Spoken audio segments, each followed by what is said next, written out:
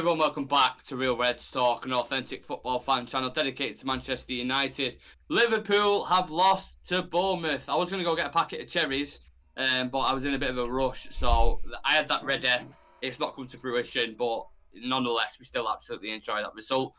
This, however, is your preview for the game against Southampton in the Premier League. Back to winning form after the result against Real Betis, and hopefully we can carry it into this game. Look, it's not the most glamorous of fixtures. We know this. It's Southampton at the bottom of the league, but it's still important in terms of our top four hopes. How are we feeling about this game, Sam? Yeah, I was dreading us having a sort of bad time against Real Betis and the recovery that came back, but put the game to bed. Didn't really sort of suffer too much aside from De Gea's distribution, and yeah, We're going to touch on that. I thought we did what we needed to do. Job done. Scored 4 goals. Could have done with a clean sheet, but it is what it is. And hopefully we keep a clean sheet this weekend because we need the goal difference. Yeah. What are we on 6 at the minute? Something like that. Yeah. Goal difference. Yeah. Oh, absolutely atrocious. Actually, I know it's 6 because when we did the Betis preview, we said whose is better in it. I think the Betis was on 7 and United were on 6. So, and they don't score many goals either. So we've had a few slappings from other teams. But let's not discuss that. We've got Southampton tomorrow. That's the main focus. Chivette, look, like I said, it's not the most glamorous ties. I'm not expected to get out of your seat for this kind of game, but still relatively important in terms of the journey that we're on. Yeah, these are the kind of games that get you where you want to be.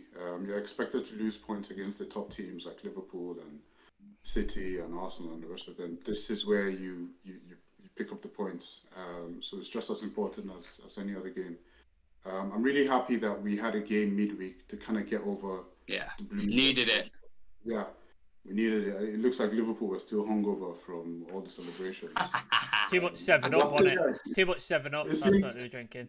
Yeah, too much 7-Up. Oh yeah, we got the game, dusted everything over. I think we really needed that for team morale, and everyone's happy now, and we can go in confident because we got a really good result against Betis. But yeah. So I'm looking forward to it.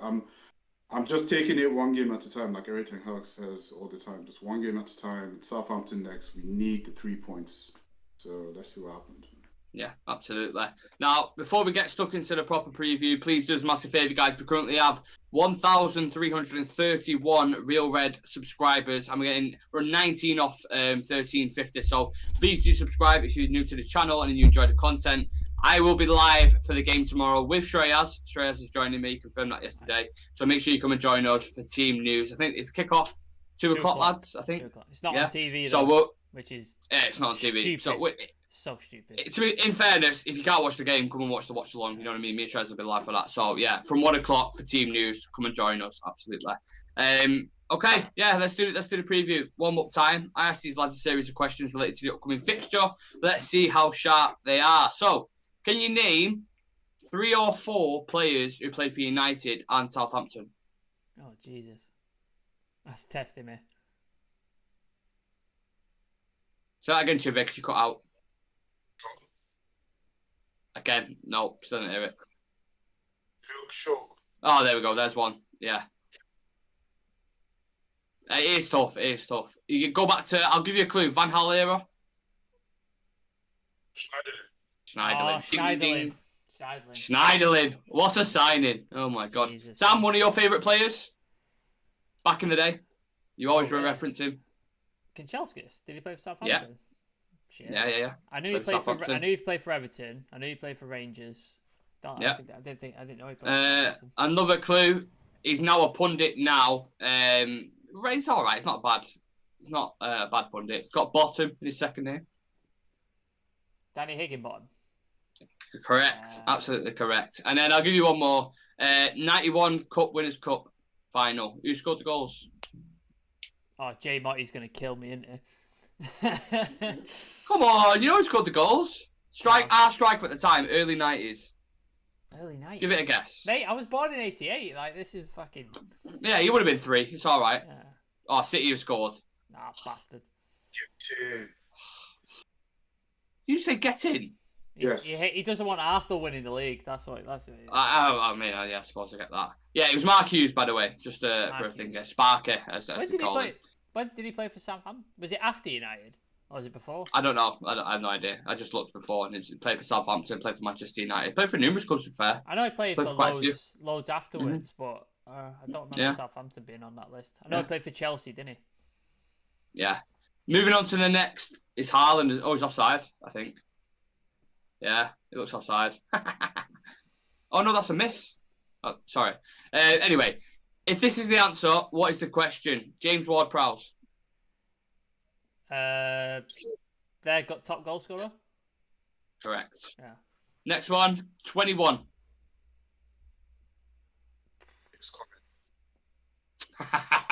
No, I wish I put that, but it's not that. I do wish I put that. Is that how many points they've got? Yeah, Southampton have got that. So you're fucking smashing these recently. Yeah. And then the last one, which should be interesting, Ballon d'Or. Oh, is this you going on about Rashford winning the Ballon d'Or?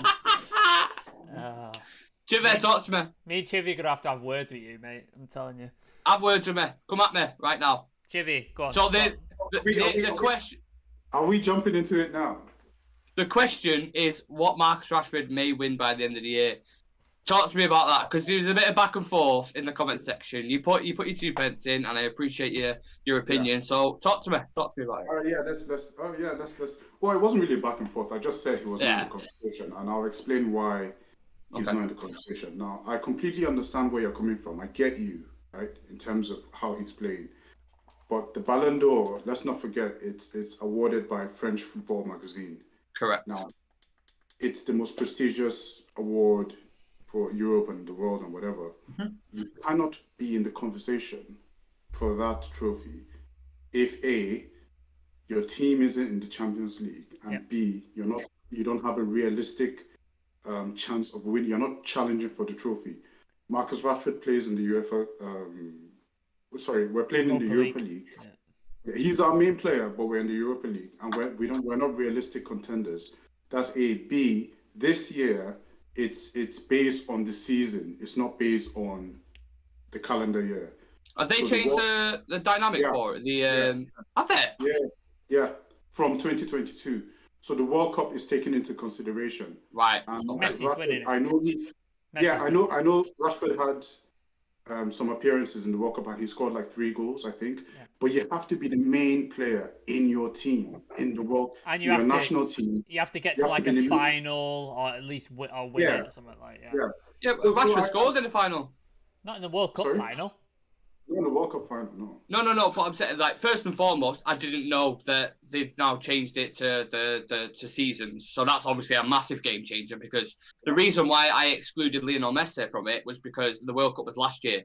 So instantly I thought, well, that's not in contention because it's not a calendar year. And second of all, they've just been eliminated from the Champions League for the 5th time in a round of 16. I know he's got good goal involvements, but we're talking about a Farmers League. It's similar to Rashford in a Farmers League, and he's got Mbappe, Neymar. Do you know what I'm talking about? So that was the reason why I'm like, well, it's not as a gone-given conclusion, whatever you want to call it. That's why I'm so adamant on it. But if they're going off seasons, what season then? Last season are they going off? Or this season? So this season, it will be like from the start of this season to at the end of this season, it will be... Right, so from August to August. Yeah. Well, August till May, whenever the season ends. Even if it was even in the calendar year, like I know Marcus Rashford scored in the Carabao Cup, but the French football magazine does not rate the Carabao. Like they won't look at that. Like that's not what they're looking at. They're looking at the elite competitions, right? Yeah. So I get what you're saying, but I'm just saying so we're going to hopefully we qualify for the Champions League this season. Yeah. And when we go in and Rashford starts scoring Champions League and maybe we're challenging for the title, then he can be in the conversation. Yeah. Right now, he cannot be in. He's not in the conversation right now. I understand what you're saying in terms of goals scored and all that kind of stuff, but you have to be challenging at the absolute top. Like you have to be the main player in your team, like the way Kylian Mbappe carried France, the way he carries PSG. That's the kind of profile. And now it's changed from how it used to be, where people like Luis Figo could win it. You could be like a calm kind of guy. Now it's changed to the point, Ronaldo and Messi have changed it. Now you have to be like a star. Like they look at all things like that. And Rashford has the profile. Like he's Mr. Man United. And we talk about PR. Look at him. Yeah, he's perfect for it. Exactly. So when we get into those competitions, then he can be even considered to be in the conversation. That's what I mean. But I understand what you're saying. All the goals and everything. Yes, that's all good. That's real estate for him now. That's cash in the bank at the moment now, and it'll all come into play. But we have to be up there before you can even talk if we based it on just pure stats, then he's in the conversation. Absolutely. Yeah. But it's not. Yeah. It's not based on that. It's not. Which is. It's not. All right. Well, let me give. He's not even like one of the leading scorers in the Premier League. Like he's racking up goals, but you have to be up there. That's all I was saying. Yeah. But obviously, I couldn't put all this in the chat. I was like, you don't want to be. Save it for a show anyway. That's what we want. And you make some absolute fantastic points. And it's hard to disagree. Sorry, with a lot of them. If I describe a hypothetical situation to you right now, if he continues on the scoring run that he's on right now, and he gets 30 plus goals and gets double figures in assists, and we win 2 or 3 trophies, do you not even think he's in the conversation then? Because France, let's not forget who gives the award. It's France football. I get that, but you personally, do you not think? Yeah, but you have to be in the Champions League. So if he's doing this, we're going to qualify for Champions League. It looks like we are. When he gets in there, when we get into the Champions League, and the next season, if we're challenging, then 100%. But not now. Like there's no way they're going to consider him really, in the Europa League. Like it's I find it mad though. I find it absolutely crazy because I think he is in form right now. Tell me if I'm wrong. He is the most informed player on the planet at the minute. Yeah, but it's the profile. That's what you got to look at, the profile of the player. If the profile, well, the Ballon d'Or is for the best player. Yeah, but it's not based on that. It's based on a lot of vanity metrics and stuff. You got to be playing, like Chivy said, you got to be playing in Champions League. You got to be in the World Cup final. You got to be winning the league. We're not doing. You can get a chance for England, though. We know that as English. I know, but that. And he was good for him. Yeah, but that has to happen for you. You have to have that happen. Otherwise, you're not even going to be in consideration. It's not going to happen. Benzema was a standout guy because he absolutely blitzed the fucking thing. Carried him in the Champions League. Yeah, exactly. Like, whereas it would have been Messi or Ronaldo again, but Benzema just could not be fucking denied. You remember that year when Lewandowski was absolutely killing it and he didn't win? He should have won it. That's what I'm talking about. He should have won it and he didn't. So it doesn't work the way you think it does, and that's why it's slightly. But this is why I was trying to pull the opinions out of you guys, not out of what the Ballon d'Or think, out of what you guys think. That's what's important to me. Like, I don't care what they think because they're going to go off trophies anyway, and they're going to go off that, public reputation, etc. I'm just asking from a United's point of view and a United fan's point of view, from what you've seen with this season, do you think he should be in contention? That was what I was throwing out there. But if you still think, trophies are really important for that, which I do agree they are, but Rashford's, won a trophy. I was looking at other contenders. You talk about your Haalands, Mbappe's, Messi's, Nate, all these guys. Not one of them won a trophy so far. A lot of them might not win a trophy as well. Yeah, the World Cup. But I'm saying when I was discussing it at the time, I thought it was a calendar year. That was from the point. Yeah. But what I was saying was, you have to be, if not winning a trophy, you have to be competing at that level. You have to have a realistic, chance of competing for the Champions League or the league. Now, I understand what you're saying about Marcus Rashford's goal scoring. Yes, he has a lot of goals, but you have to be the best player. Just having a lot of it doesn't mean he's the best. No, I'm not just saying that, but he's not just got goals. He's got a lot of assists as well. No, you just said that he's the best player in the world right now. That's what you said. He is on form. Yeah, but then it's just scoring goals. It's not necessarily being the best player. So people like Lucas Modric or people like the lad at Napoli, not Osimhen, the winger, Georgian winger. Yeah, exactly. Yeah. So they're playing well. They're not scoring goals. It's not just based on goals. No, I know that because Cannavaro won a Ballon d'Or, so I appreciate that. I know that. So what I'm saying is, you're saying he's the best player, but I think you're basing that on the goals that he has, right? No, I'm not. It's the way he's performing and the effect he's having in game. He is scoring important goals for us every single game. Yeah. And that can't be understated. One of the hardest things in world football is putting the ball in the back of the net. Do you disagree with that statement? No. And he's doing it every single game and scoring massive goals for us in the final, in big fixtures against Barcelona, he's doing it on a big stage, regardless whether people talk about Europa Leagues and Carabao Cups and all that kind of stuff. Barcelona are top of La Liga. Would you put? Do you know what I mean? So would you put Osimhen in the Ballon d'Or? I mean, look, I think the way the Ballon d'Or is at the minute, it's Because open. Honestly, the doors are bang open. He's one of the top goal scorers in Europe. He's in the Champions League. Yeah. He's in Serie A. Like, they're probably going to win the title, the Scudetto. Yeah. But he's probably not even going to get in the top 3. Like, he won't even get in the top. He's literally taken Napoli to their first title in God knows how long. Yeah, and he won't get in the top 5. Like, I guarantee. I think he should be in with the. If you're talking about top 10, 15, 20, whatever, or top 10, 15, let's just say, let's leave it on that. He should be in the conversation. Yeah, but he won't be in the top 5, and he should be because of what he's done for Napoli. But he won't be because of the profile. Okay. Which is. Well, if he's not in the top 5, give me who you think right now. If they're going to do the votes, who's going to be in the top 5? It's going to be Messi, Benzema. Why Benzema? Because that's who he is. He carries Real Madrid. Like, you just get he's there. But last season he did. This season, I don't think he's been as effective, in my opinion. I think Vinicius. Did Benzema go to the World Cup? No, he didn't go. He was injured. No. Vinicius, I think, might be in there. I think he could be in the Mbappe will be in there. But if Vinicius is in there, wait, hold on a sec. If Vinicius is in there, why is Rashford not in there? Because Vinicius is challenging for the Champions League. But they're not. They're in the competition, but they've not won it yet. And they're challenging for La Liga. Yeah, the second.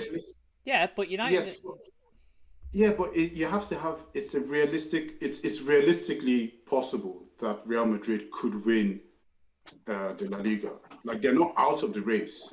They're as many points behind as nearly what we are in the league. Yes. But look at their squad depth. Look at their depth of squad. Like, they aren't.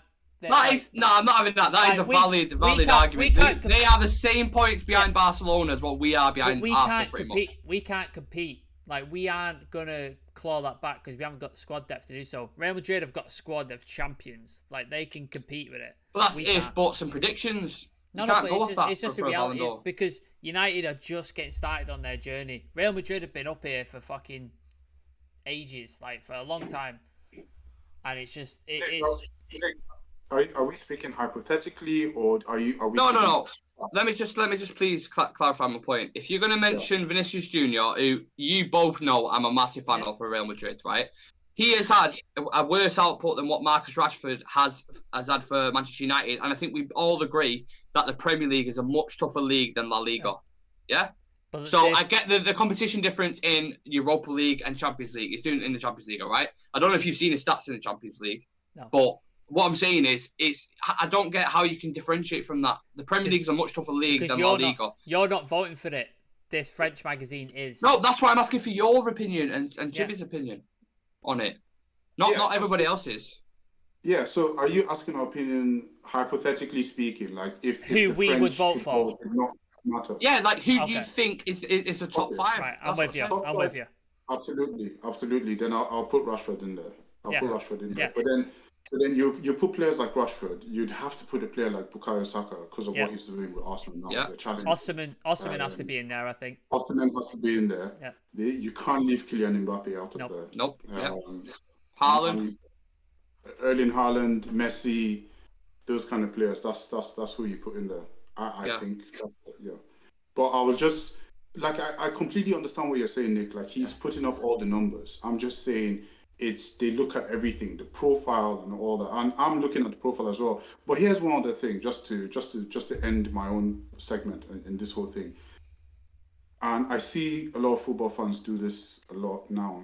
Why can't we just appreciate what our player is doing, right? There's really no need to have conversations to kind of, because like you see like Luke Shaw's playing well, oh, he's one of the best in the world, or so let's just appreciate what these guys are doing now. Let's not forget where they came from last season. There's no need to put any pressure on that. I know he's not going to watch this, but let's just appreciate what we have now. There's no need for comparisons. I think sometimes these conversations are just they're kind of, we don't really need to. And I know it's good for the fan base and the feel-good factor, but there's no need to put Marcus Rashford in there and just put any sort of pressure on him. That's how I feel, basically. No, I feel like you take a measured approach with a lot of things, and I appreciate it because you're right a lot of the time, 95% of the time.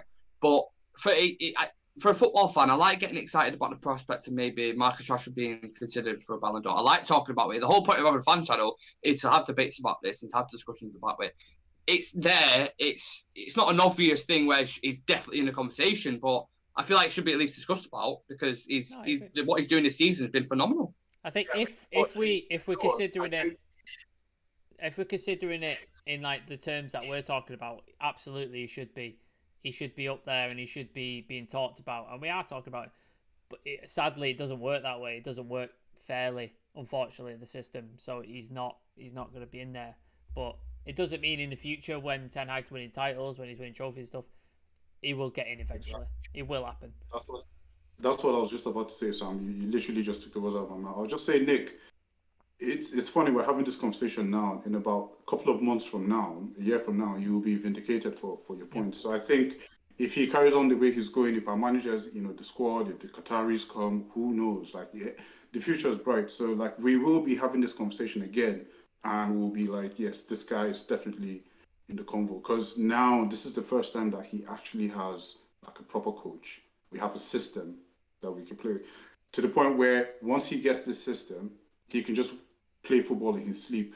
You understand? He knows where everybody is at. He knows what he's supposed to do, and So yeah, we'll be having this conversation later on, and we'll be making a genuine case for Rashford. I think. Yeah. Let's park it at that then. We'll actually do the preview about Southampton because we discussed this for days. It's back to the League One, Premier League. Southampton bottom, struggling this season. We should be putting them to the sword. They are shocking defensively. They've had more managers than a retail store, and they concede, like I said, a lot of goals.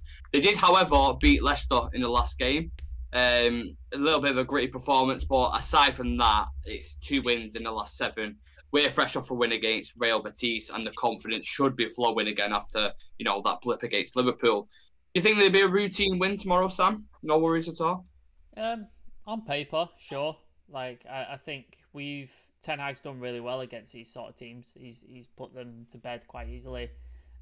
We've had little scares like Leicester. Do you remember that first half of that Leicester game where we looked a bit? But then second half came out, put them to the sword. It was game done. Much like Betis, I think the first half of Betis, 30 minutes, we were totally in control, like no problems. And then we had a little bit of a wobble when David De Gea was kicking and stuff, and then they hit the post as well, I believe, didn't they? So we had a little bit of a wobble, and again came out second half, smashed them. It was game over. So we should be fine. The only sort of worry we have is the James Ward-Prowse problem. That is the issue with the Southampton team. If we give away a free kick on the edge of our box, it might just, it's like giving a penalty to him because it might just go in because he's that good at it. He's I think, and he scored more than Beckham now, like free kicks. That I think he's got like a better record than Beckham at this point, which is scary. So yeah, I think we should be able to with the team that we have. I don't think we've got any injuries, do we? I don't think there's any major injuries. Well, apart from the obvious ones. Yeah. So I think we've got a strong enough team. Should be able to do something. Might even be able to rotate a little bit, I think, as well. So it should be fine. I say that with a little tiny hint of fear, just to make sure that I'm covering my bases. Because, yeah, that Liverpool thing gave me a kick in, and it sort of shook me up a little bit. Likewise with the rest of us. Tim, it feels like we're constantly talking about rotation, and I don't want to push the same questions because Ten Hag's basically, he seems to like playing the same players quite a lot in games, and he did it at Ajax. It was one of a little bit of criticism from Ajax fans about it, saying like sometimes he needed to rotate. But I think it'd be interesting for this game. Southampton bottom of the league. I'm not saying it's going to be easy and we're going to walk through them or whatever. But would you rotate certain personnel going into this? Like if you're the manager, put yourself in that kind of in the dressing room. That's a difficult one. What I've noticed Ten Hag do is usually if we start with the same team, is the substitutions. So if we sort of take the lead early and go into the first half, then I'd like to see some subs come on. In terms of rotation, I'm worried about the fatigue. Yeah. Not just the physical, but the mental aspect of it as well. Especially after we went on a high against Barcelona, and then a high against Newcastle, and then a high against West Ham.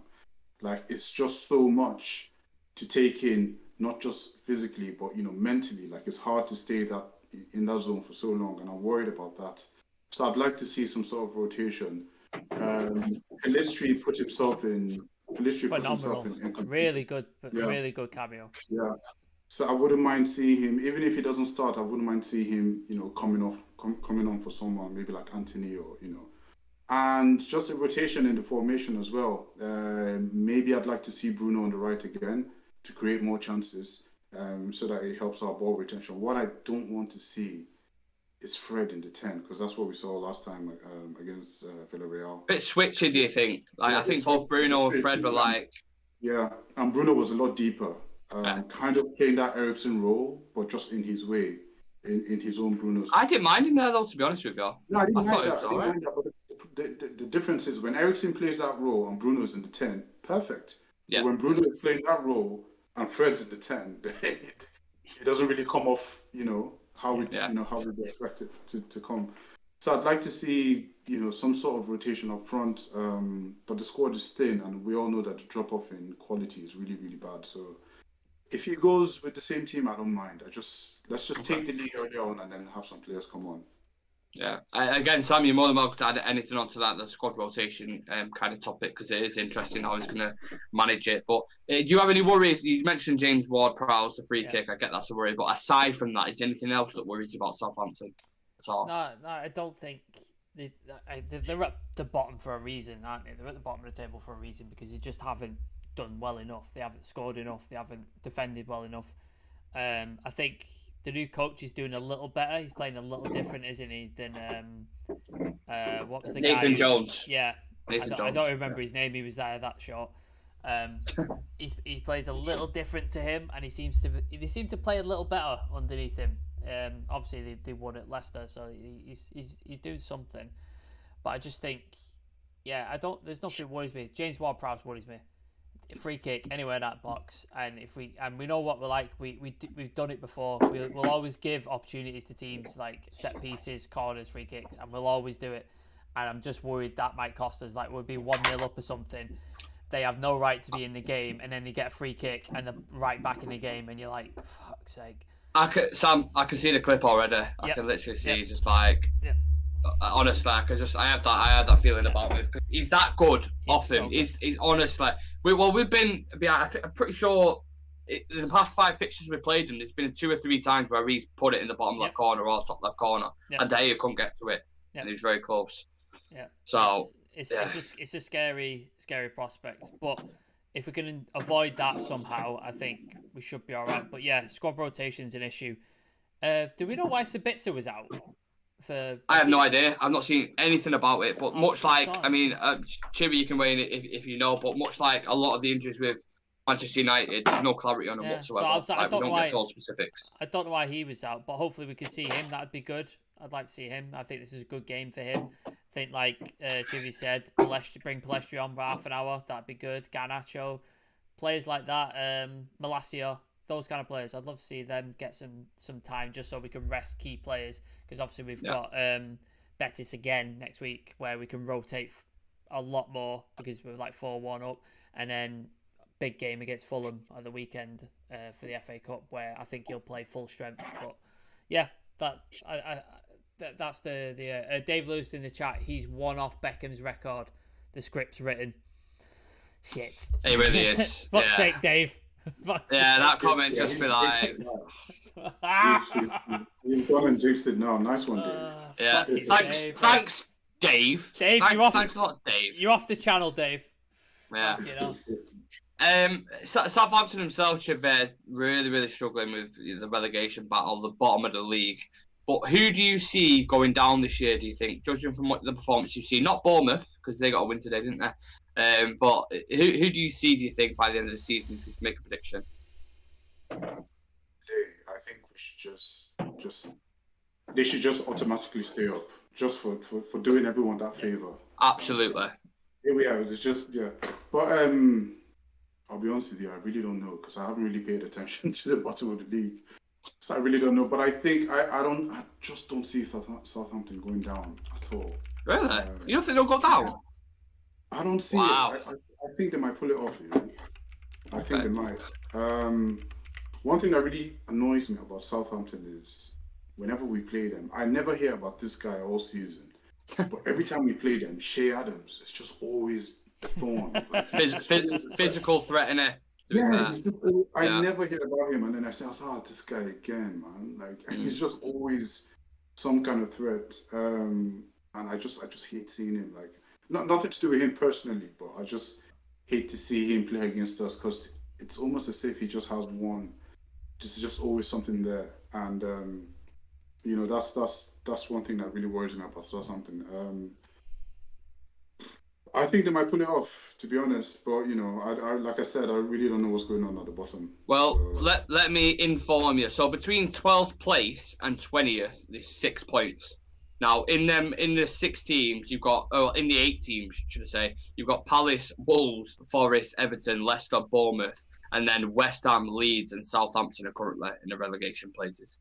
So that could be a couple of big teams. Oh, I say big teams. I use it very lightheartedly. But West Ham, Leeds, and Southampton, if they was to go down, you look at the seasons that Fulham and Brentford are having at the minute. Amazing. It's a bit mad, to be honest. Brighton as well. Brighton are doing fantastic. Yeah. Like, honestly, unbelievable. So there's actual danger. Like, West Ham are on 23 points at the minute. I think they play tomorrow, and then obviously Southampton play us tomorrow. But if we beat them, they're 21 points, bottom of the table.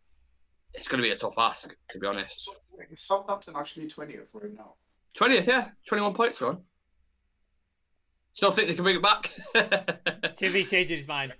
Actually. That's worrying. Like, yep. God. I like playing comfortable teams. That 15th, they're happy, they're comfortable, they're not going down. Yeah, But then teams that are fighting for their life, like I really, I don't want to come up against it. But anyway, I don't know, man. Well, Bournemouth won today. Obviously, we know that. Just to repeat that and put that back in there. They won 1-0. Nick, I didn't hear you. Could you just repeat that? Bournemouth beat Liverpool 1-0 today, so they got 3 points. Against Liverpool at home, they beat Liverpool. And then Everton beat Brentford, which was a bit of a shock surprise. 1-0. Sean Dyche doing bits there. Leeds drew with Brighton. Please don't. So was it a Sean Dyche special? Dwight McNeil cross. It was McNeil who scored. Oh, it was McNeil who scored. Yeah. In the first minute as well. In the first minute, and then they defended the lead out until the end. So it's really getting really choppy there at the minute with from 12th to 20th. So that's something by the end of the season you're going to look at. I know you got City and Arsenal in the battle, but the actual relegation battle, I mean, it's fascinating because you can have any of the 8 teams. You could still get relegated. The European places battle is fascinating. Like you got Brentford, Fulham, Brighton, and Liverpool. We'll just throw them in just because. Conference League, I think then. Chelsea are what, 10th? Yeah, well, they won. I know they won today, but last time I checked, it was in 10th. So, like, do you know what I mean? So you could end up with like Europa League with Brighton and Brentford, and then Newcastle, and then no Champions League for Chelsea or Liverpool. So could be interesting. Crazy. Represent us in the Conference League. So yeah. Yeah, I would love to see either Chelsea or Liverpool in the Conference League. I would absolutely love it. Please. And then seeing like a Brighton in Europa League, I think that'd be great for him. Yeah, I'd like to see that. I do like Brighton as a club. In fairness, can you imagine if Forest go down like after spending all that money? That's crazy, isn't it? I think they'll stay up just because of the home form. I think they've been really, really good at home.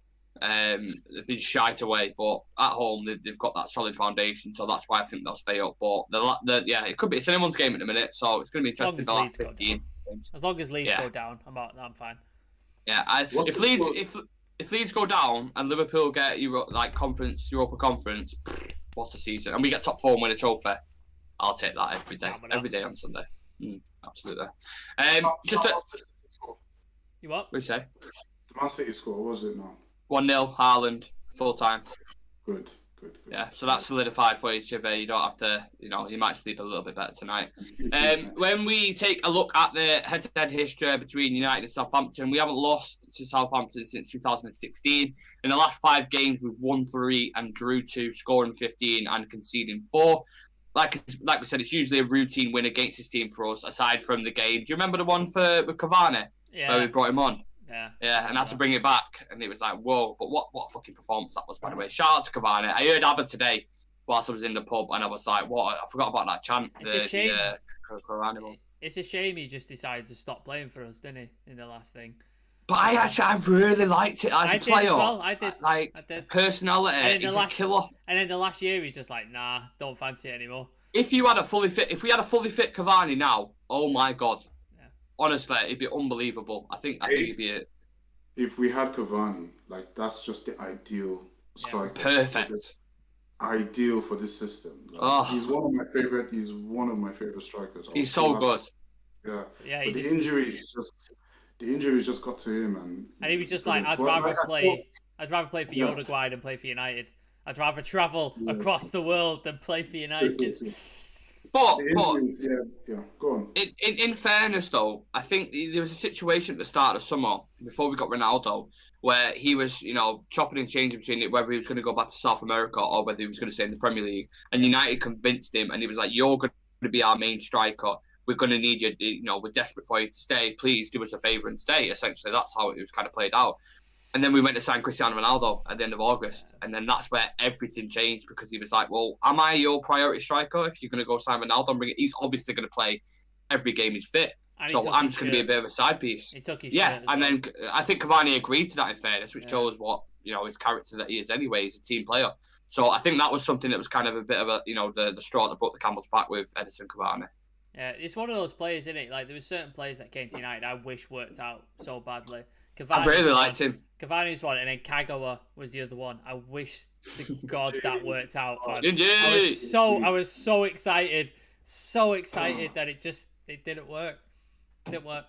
But he was so good for Dortmund. I know, that's what I mean. He was fucking class, man. He was good for us as well. Like in parts, we played him out of position, though. Yeah.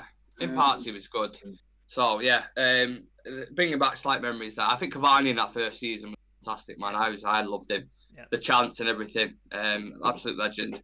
Quick update on injuries. We were talking about this before. I'm praying we can see Martial tomorrow. Hopefully we can get 20 minutes, 30 minutes, whatever it is. Because he's not brought him back as quick this time. He's got back in training and then assessed him. So we may see 10 minutes. I'm hoping so. Sabitzer, I'm not entirely sure. I've not heard any updates on him whatsoever, whether he'll be back or not. Again, still waiting to see, by the way, Casemiro and Sabitzer together for a full 90 minutes. Like, I want to see how that functions with him, Bruno. Also, where's Jack Butland? Do we know? Is he at the club? What? Is he missing? I think he's just there in case De Gea gets injured. That's what I feel like. I've not if seen De Gea him. gets injured, then I've not seen him on the bench. I've seen him have the Carabao Cup trophy in his hands. That's all I've seen. That's the only picture I've seen of him. I have absolutely no idea. But Sabitzer and Martial, for me personally, tomorrow. I don't know about you guys. They're two players I really want to see. Agreed. Yeah. Sorry, just quick figure that. I want to touch on individual performances, a couple of players before I get into the quick fire questions, because I haven't spoke to you guys about it yet. I spoke to Sam a little bit, but others didn't get. Bruno Fernandes came in for a lot of criticism after Sunday's performance against Liverpool. What are your thoughts on his progress so far? Because a lot of these FIFA stat padding kids will talk about his season under all their 18 goals, 12 assists in the league or whatever. But do you actually think under Erik ten Hag, his performances have become better in terms of I'm excluding the goals, assists, stuff like that, but his overall game all around? Are you happier with Bruno Fernandes under Erik ten Hag? Anyone? Absolutely. Like I've been one of, I don't know if you guys have noticed, but I've been one of Bruno's biggest critics. But I think his performance in the team, with the team, is I'm seeing more of what I want to see from Bruno. And I know, like you said, he's. What's the point of having individual brilliance when it doesn't really affect the rest of the team? Do you understand? And this, what's the point? Stacking up for yourself, and then the rest of the team suffers. And Bruno has a lot of critics, but one thing you can never criticize him on is his commitment. And we've been in this fixture pile-up, and this guy hasn't been rested. He plays 90 minutes. Everywhere as well. Since we came back, he's been playing 90 minutes. They do the squad rotation, Bruno's in there. Since. I think I said today he's missed 2 days with injury in his entire United career. So, And then and here's the thing, like a lot of people see goals, a lot of people see assists and all that. And yeah, he frustrates me sometimes with when he dilly-dallies on the ball, giving the ball away and all that. But one thing I like about Bruno, especially when he plays on the right hand side, is the way he chases back. Like I really wish I could see like his heat map for the past couple of games. Like he's everywhere, chasing. Yeah. He's basically he's the teacher's pet. He does exactly what his teacher tells him to do, in terms of coach. So those are the kind of qualities I like. And when he plays on the right hand side, there's the chances that he creates that. So yes, at the moment it's a new system. Maybe he doesn't have the responsibility that he had under Oli, because at the time it was just give it to Bruno and let him just work his magic. And now he's playing as a team, and I really like that. I really, really like that, and I want to see more of that.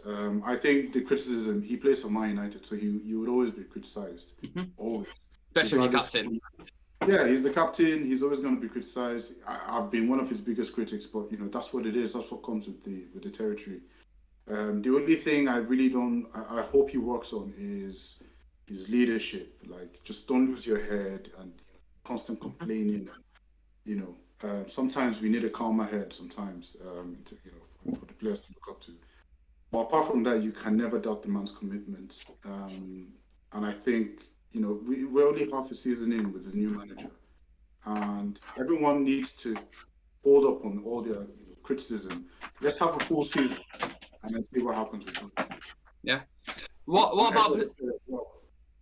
Sorry, I missed that last bit. Say that again. So with Bruno and the rest of the players, like let's give them a season under the new manager before we can start like throwing criticisms. Yeah. What about positionally, Sam? Because we've seen him utilised, in the left wing, right wing, as a cam, as an 8. Yeah. What do you think for you personally? What's his best position? Where do you want to see him in this team? I think his best position is probably the 10 with a bit of freedom of movement, because I do agree with Chivy. I think he is effective when he's on the right. He brings a different dynamic to an Anthony or even a Palestra, who's very much direct. He has a bit more space to pick out those passes and interlink with, like, do you remember when we put Sancho in the 10 and they were doing a lot of those 1-2s and work together? So he does offer something different on that right hand side. So I remember back in the day, was it Ollie or tried it with him? Did he put him on the wing or something like that? And we were all just going, why is he playing on the I only remember wing?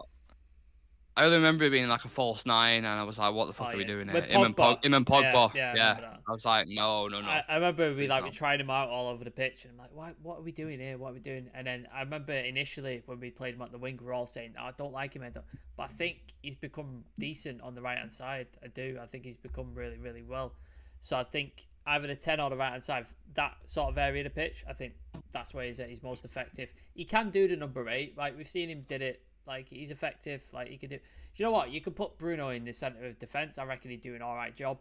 I think he's just that sort of player. I think he's like, where do you want me to play? Cool. Yeah. And he'll just go do a job. But I think he's most effective is like on the right hand side or in the number 10. That's his best. Yeah. The thing is for me with Bruno is a lot of people they forget how important he is. Like, if you dropped him out of this team now and replaced him with a Donny van der Beek or something like that, you would see how important he is to this team. And if he got a big injury now for the rest of the season, a lot of people will be crying out, because we, first and foremost, we haven't really got a player who can play there. Maybe Sabitzer could do a job there. Maybe Ten Hag would deploy Fred there. But no one can replicate the job that he does for the team. The distance he covers, the creativity he provides, and the leadership he provides on the pitch, and the link-up play as well. Like, he has good relationships with Sancho, Rashford, Martial when he's on the pitch. They're both really good together. Like, he is that nuclear. He links up really well with players. And sometimes people take that for granted, I think, when he's playing. Like, sometimes he'll have a bit of a shit performance, or he'll have a dip in a game. When you're playing 90 minutes consistently with the fixtures we've had, the fixture congestion, by the way, it's almost impossible to replicate that form, because of the amount of distance that he covers. So, yeah, I think people sometimes just need a little reminder how important he is to United's team, in fairness. Chive, was you going to go dive in on that? Yeah. I was just going to say on, like, position, when we're talking about his position, when he plays on the right, like, when I remember what Sam was talking about when he played on the wing with when Oli was there. The thing about it is that when he plays on the wing here, he's not playing as a winger. He's more like a wide playmaker. Yeah. And it almost seems as if he has better vision when he's playing on that right-hand side. Like he's able to spot passes more, and he's not giving the ball away. We're not losing the ball as we would normally lose it when he plays in the 10. In important areas. Yeah, in important areas, his ball retention seems a bit better because I think probably being on the wing, and it's just like you said, the way he links up with when Sancho goes into the 10, the way he's able to link up with the players there. Even when we scored against Real Betis, the first goal, Yep. it was his ball from the right hand side that sort of went off the defender and Marcus got the ball. But I think Bruno needs to be appreciated more. And I know there's a section of the fan base who don't really appreciate him that much. He gets a lot, and what pains me the most is that he gets a lot of criticism from United fans. Like it's not really from other other fans of other teams actually rate Bruno. It's his own fans. Yeah, his biggest critics. Some of the biggest critics of certain United players are United fans. Like, honest to God, the slagging off of certain players has been unbelievable. I've never understood the argument that people they go for the gold standard. So, for example, probably one of the best midfielders on the planet right now is Kevin De Bruyne, and automatically people are going to compare him. But not everybody can or play a similar style. I think just Bruno and De Bruyne are they're not the same. They have different kind of things. I think Bruno's a little bit more risky in his play. And they just don't I think comparison's a thief of joy at times. I think sometimes people are just, they want to bring up the best player at that standard. But he's not doing what he's doing. It's it's important to mention we're still in a transitional kind of season at the minute. Eric Ten Hag's been there 6 months. I think by next season or maybe the season after, you put more players around him and we've got more of a solid platform and more people to work with. You develop them patterns. I think it's been fantastic anyway. United have had players throughout their history that were not, just for example, we're not Pirlo, we're not some of the greatest midfielders of the generation, but they won titles, they won leagues, they won Champions Leagues. Park Ji-sung, people do you know what I mean? Darren Fletcher, Michael Carrick probably fits into that category, but you know what I mean? There's these players who are just absolutely amazing, but they weren't. Or if they played now, people would be like, "Oh, shit player, he's not worth it." Yeah. They won titles, man. They're part of the team, and I'm not saying Bruno's in that category, but just to write a player off just because he's not Kevin De Bruyne is sad, man. Just saying, you almost have forgot, mate. If you take him out of this team, if he has an injury for a week, 2 weeks, 3 weeks, I guarantee a lot of the fan base will be like, fucking hell, we need Bruno back in this team ASAP. We'd have to change the way we play. Literally, we can't play the way we play without Bruno. So we'd have to change it somehow. There's a couple more topics I want to discuss. We're a little bit pushed for time, and we've been on for a bit at the minute. And obviously, I want to get into the quick fire and prediction. I want to discuss the right back situation if we can. I am actually pushing more towards Wan-Bissaka right now, which I never thought I'd say, especially we talk about December and prior to that. I think it's mad how much he's come on leaps and bounds. He's every time he's come on in the Newcastle game, in the Betis game, the last time, he has been unbelievable, phenomenal. I've been really impressed with him, especially offensively as well. His confidence on the ball, his dribbling, his link-up play, passing, which you never associate Wan-Bissaka with, he's actually been really, really good. And I would put my hat out there now and say that he is the starting right back for me. At the minute, obviously based on form. I know Ten Hag really likes Dalot. I know there's a contract situation going on there at the minute. Might be a little bit flippant to say it, but I wanted to get your thoughts, on the Wan-Bissaka and Dalot situation at the minute. Cheve, if you want to weigh in. Yeah, 1000%. I agree with that. And I think we started to get, I started seeing that over the past 2-3 games where Dalot starts and then Wan-Bissaka comes on and we look more solid. And we just don't look. It's not about looking solid as well. I mean, we also look at threats going forward. Yeah. And he's actually creating chances. And I think Wan-Bissaka's case it should be sort of like a marquee case where United fans see that you can't just slag off. You don't write anybody off. You can't just. If he can come back and resurrect his career the way he's done, we shouldn't be slagging off our players or writing them off basically, because that man was literally written off completely. It was done. No one expected him to put in the kind of shift he's put in now. So I think this should serve as a marker for fans to be able to give players the chances. He's come on, and I think Ten Hag is sort of like what I like about him is I don't think he has any favorites. Like if you don't play, if you don't live up to it, you're out. Like Malacia should be a favorite of his, but Luke Shaw's fought back and won his position, and the same goes for everyone. So it's one of them ones where I think Wan-Bissaka has earned his position back, and Dallo is not just gonna have to won't just walk in and take it off him. He has to actually put performances in and take it off him. And yeah, I'm so happy for him. So happy. Like I think it was not Newcastle, Crystal Palace actually. When we drew. Did he start that game? I feel like he started that game. Yeah, he did because of the tackle with Zaha towards the end. But I remember just watching him that Sam and thinking, what's going on here? Like his composure on the ball, his dribbling. I was like, I haven't seen this from him since he signed. He was doing turns as well, wasn't he? He was dummying defenders and then twisting. Really confident. And I'm like, where's this been? Like, when were you able to do this? It was insane. Yeah. And I want to use like a reference, and this is going to give Chivy nightmares because it's one of his boys. But do you remember Leon Edwards against Karamar Usman? And he was just getting put out of this game. And the commentators, I think Daniel Cormier said, we were writing his obituary. They were just going, yeah, he's just not in this. He's done. Like, it's another win for Usman. And then he just head kicks him into oblivion, into the next realm. And it's done. And you're like, doubt me now. Yeah. Doubt me now. Yeah. And it was like, we were writing his obituary. That's what we were doing, Wan-Bissaka. We were writing him off. We were like, he's fucking done. Like, if he's not going in summer or January, he's going next summer for sure. Like, he's done. We need to find a new right back. We were talking about Dumfries. We were talking about Frimpong, all this. He has took that shirt off of Dallo's back. That's what he's done. Yeah.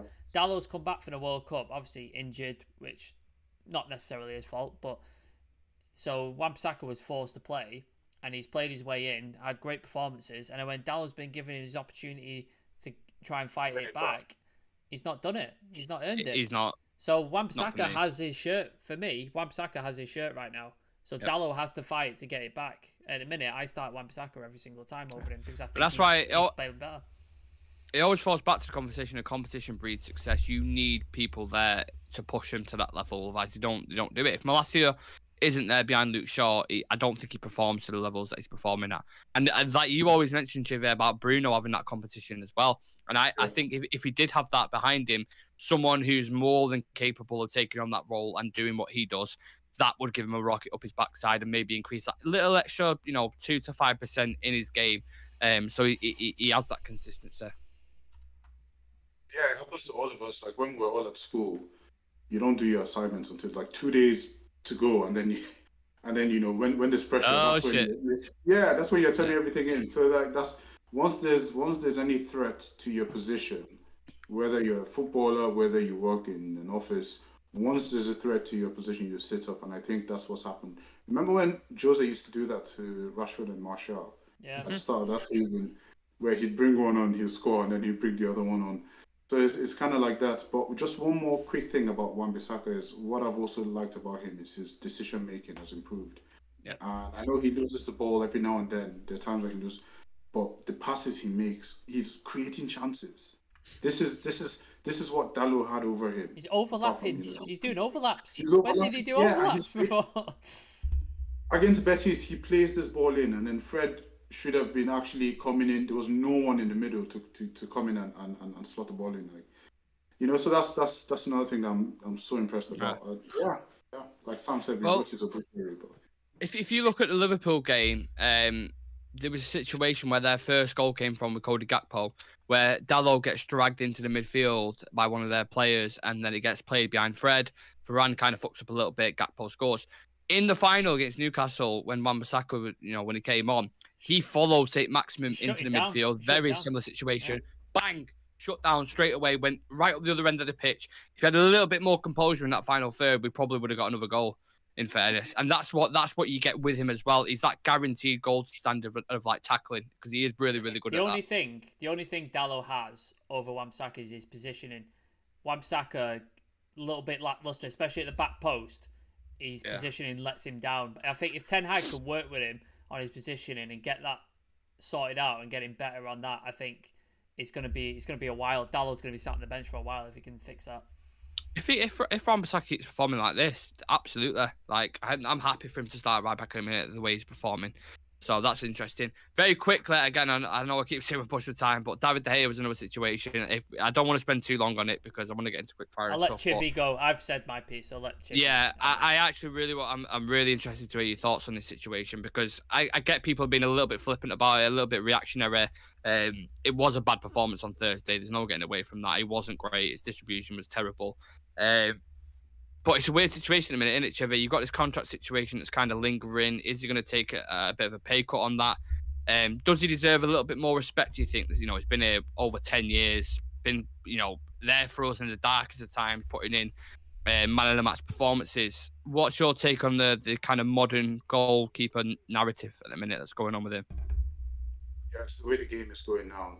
You need a goalkeeper like that, especially if you're going to challenge at the top. You need a goalkeeper who can, distribute and all that. So I completely get it, but it was a bad game, and I think that's where it should end. It was one bad game. I think David De Gea has given us a lot more really good performances this season than he has, like in terms of how good he's been in comparison to how bad it's been. Like he's been way better. He saved us points. But I understand where you're coming from. I just don't think we should be hasty in terms of finding a new goalkeeper just yet. There's a lot more positions in our squad that need replacing before I look at De Gea. Now, if the Qataris come and give us 600 million, and if we are allowed to buy that many players in one window, why not? But then at the moment, realistically, I don't think goalkeeper is like the absolute top. Also, we need a player of his sort of caliber in terms of like the pedigree, how far, he's been here since Fergie, he knows the club. We need those kind of players in the dressing room as well. I know he's kind of like timid, but he's actually grown out of that character, and he's one of the senior characters now. So I get your point, and I think it's a position that we would probably address going forward, maybe next year. But I don't think it's one that we need to change just now, especially not over. We wouldn't be having this conversation if you had a good game. We're just having it because it's had a bad game against Betis.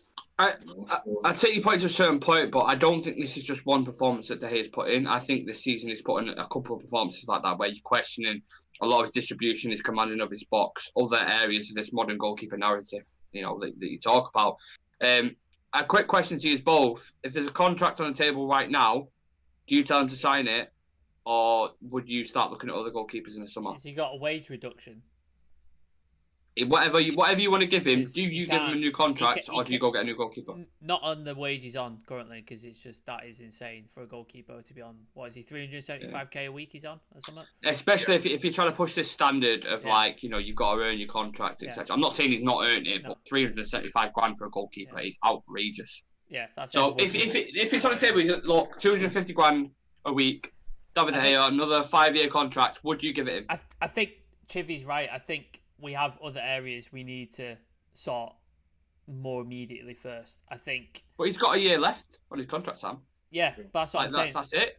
No, but that's what I'm saying. So I'd give him the contract because I think we've got other areas we need to sort more readily. I think midfield needs to be sorted, striker situation needs to be sorted. There's other areas that need to be sorted, and that money that we would spend on a new goalkeeper. How much would Diogo Costa It's going to be a lot. Probably 60, 70 million. That's what I mean. Probably. So that could go on a midfielder. That could go on, do you know what I mean? So I think we can make do with De Gea. I think for another year. For another year. But it's not. But that's. Give him a 3-year. Give him a 3-year contract. There you go. I'd do that. That's what I mean. But that's what I was going to say. It's not like just a year. If you give him a contract, he's going to be your number one goalkeeper now for the next. I give him 3-year contract, and then you've got 3 years there. I don't think he'll accept that. To find a goalkeeper. I don't think he's going to say. Give him a 3 with a year option. There you go. That's it. No, but I think he'll look at that like 3 years. I've been here 12 years.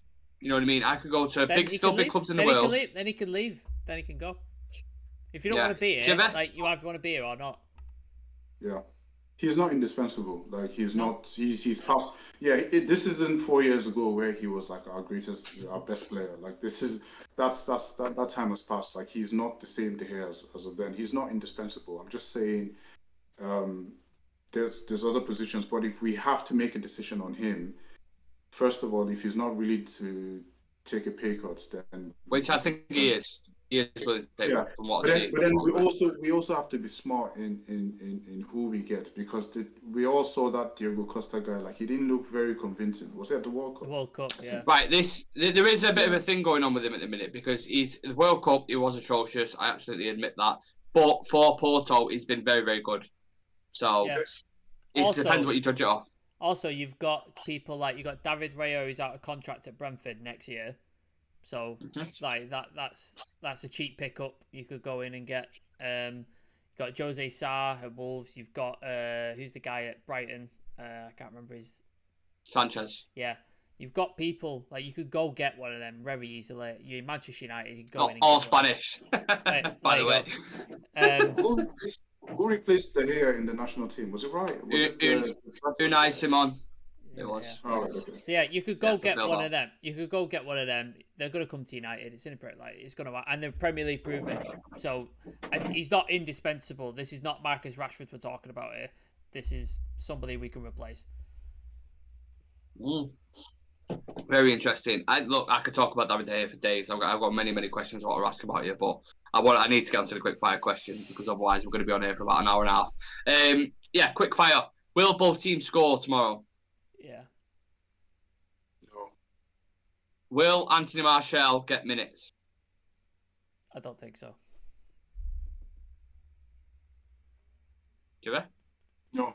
Oh, sorry, I didn't hear. Other than Rashford, will anyone else score for United tomorrow? Yeah. One player you would bring in, rotate basically, for tomorrow. Sabitzer.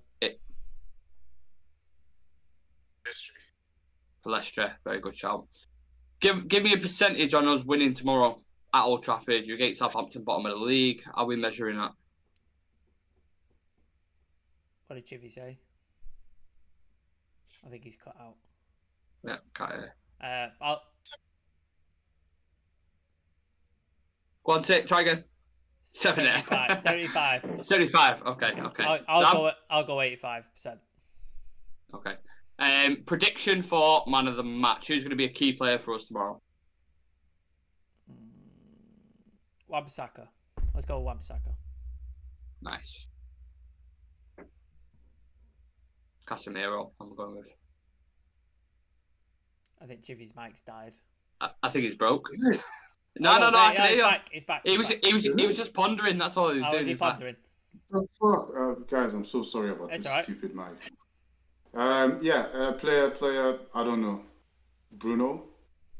Yeah, hot topic at the minute, hot form, should I say. Right, very quickly, predicted 11s. Do we think basically a similar team, maybe with one or two rotations, I think? Yeah, I think so. I think. Yeah. Should I just shout mine out and then we can just go? Yeah, go for it. De Gea, Wan-Bissaka, Lisandro Varane, Shaw, Casemiro, Sabitzer, Bruno, Anthony, Weghorst, Rashford. Do you agree, Trevor? Yeah, I think Fred might start over Sabitzer. I think he might go the same again. I'm agreed. You think Dallo starts again? I don't know, because I keep thinking, Wan-Bissaka's, but then he keeps playing Dallo. I know he's a massive fan of Dallo, so I don't know. I don't know what the situation. There's no chance Dallo starts tomorrow. We'll see. I'm happy to have a bet on that, because I actually think he will start Dallo. Before you get to the scores, there's a couple of comments. Go for I'm just going to read this out. Dave, some midfielder we've never heard of is going to score Wildy. Yeah, probably. Shahsam, Martial to play as usual, 20 minutes, then head back to the treatment table. Oh, that's harsh, that. Dave Lewis, as supported as Bruno is, I think we'd be okay without him. Sancho could come in and replace him. He's a different kind of player, but good enough to fill in. I disagree. Strongly disagree with that. Shahsam, Wan-Bissaka's position during attack has massively improved. Agreed. And then Dave, Weghorst, brace incoming, broke the Old Trafford duck. That'd be amazing if he scored a brace tomorrow. I fucking love that. Absolutely love it. Who said that? Dave. Alright, cool, man. Cool. Adam is also asking, what is your favourite brand of supermarket? Well, that's probably off. Fucking hell. I don't know. I'm a bit of a working class kid, me, so I'm just gonna go Asda, standard Asda. But it's very important to highlight Tesco meal deals are the best out of any of them. We're talking about Morrison's, Asda. I don't know if you guys to do it anymore. Disagree. You disagree? Aldi. Who's got a better meal deal? Aldi is number one by Meal deal? They do a meal deal. No. They do a meal deal. No. Aldi is the best. Their chickens are fucking pigeons off Eccles Town Centre. Aldi supermarket is fantastic. I love Aldi. No. I'm not having that. It's a pigeon butty. That's what you get from Aldi. I'm not having that. Chivy, favourite supermarket. Meal deal. Cool. That's cool. Yes! Come on, son! Come on, let's go. They're everywhere, man. Anyone knows the meal deal game, you don't talk about Tesco. I'm telling you get your money's worth. Thank you for your question. Bosh, Tesco, Bosh. Yeah. Come on. Right. Score predictions a long way away from supermarkets. What do we think? Sam, do you want to go first? Yeah, I'm going to go 2-1 United. I think the James Ward-Prowse free kick happens. Who scores for United? Rashford, and I say Palestri comes on and scores. Oh, yeah, very interesting. Jimmy? I think Jadon Sancho comes off the bench and scores, and I don't know who scores the other one, but I think it'll be 2-0. Yeah. 2-0, and we put Southampton. Also, can I just add this? Aldi doesn't have any checkout points, so the queues are long as hell. Wait. The one in Town Centre does. The one in Piccadilly has a self-checkout. Just so right. That's good. But what I'm saying with the Aldi, the people on the till must have speed or magic or something in the system. Because when they're scanning shit, mate, it's banana, fuck off. Like they are just scanning like that. What was the Peter Kay joke? It's just like come on, like you put your scanning through. It's just like, I hope you're ready, mate. I hope you're ready. Yeah. Get your trolley ready, mate. Because there's a space like that on the edge, and the way they're chucking your shit, you've got to be quick, mate. Yeah. It is honestly. No wonder they get paid so much because they've got to work like absolute robots in there. So. Yeah, look, if you want to get your favourite meal deal in the comment section, you're more than welcome to. I'm going to go with 2-0. I agree with that. And I think Rashford and Varane. I think Varane scores from a corner or something along the lines of that. Nick, there's a question. When's the TikTok back? Can I ask who's asked that? Jaden Hargreaves. Listen, mate, I've had a back and forth with TikTok. It's getting to like... It's getting to court levels at the minute. That's how bad it's getting. They're saying I'm... taken to court just to get my account back. So the TikTok, we have got a backup TikTok, Real Reds. It's the links in the description if you want to go follow us. Just type in Real Reds, you'll find me on there. As soon as we get back to 1,000 again, with the help of your support, then we can start doing lives again. But until I reach that number, I can't, unfortunately, which is an absolute downer. But we'll be back shortly. Don't worry about it. That concludes the preview for today, guys. Thank you very much for tuning in. Really appreciate it during the weekend. Please click that subscribe button. Smash a like on the video. Make sure you follow us on social media. All the handles are at the bottom of the graphic. And come and join me and Shreyas for the watch along tomorrow live from 1 o'clock with Team News. If you haven't checked out our show yesterday, me and Shreyas did as well. Really good show, breaking news show, where we discussed the Glazers, discussed striking situation, loads of stuff. So if you're struggling for content, go check that out. So it's a very, very good show. Thank you to the lads for coming on, Sam. Appreciate it. Yeah, if you haven't checked out our other videos, there's a really good video, 90-Minute Nightmares, with me, Nick and Dave, where we send stuff off, give it a red card in football that annoys us. So go check that out. Really cool show. And then we've got interviews with Jonathan Schrager and Jay Motti from Stretford Paddock on the channel. Really, really good interviews, really fun. We're going to try and get them back on the channel as well at some point. Hopefully during the international break would be good. Yeah. So go check them out as well because they're really worth watching. And yeah, follow us on all the socials like Nick said. Follow the backup TikTok account. If you're watching right now or you're watching on the VOD, go follow the backup TikTok. We had 12,000 people on there. We had a shit ton. And it was a good community as well. They came over here sometimes and stuff. So go follow it. Get us back up. It would help us out tremendously. Yeah. Chivet, I hope you have a lovely weekend. Thank you so much for coming on. And if you've got any final thoughts, you're more than welcome to leave us in. Yeah, nice one. Yeah, cool. Short and sweet. Right, let's leave it at that. We'll see you in the next one, guys, for the game live with the watch along against Southampton. Take care of yourselves. Peace.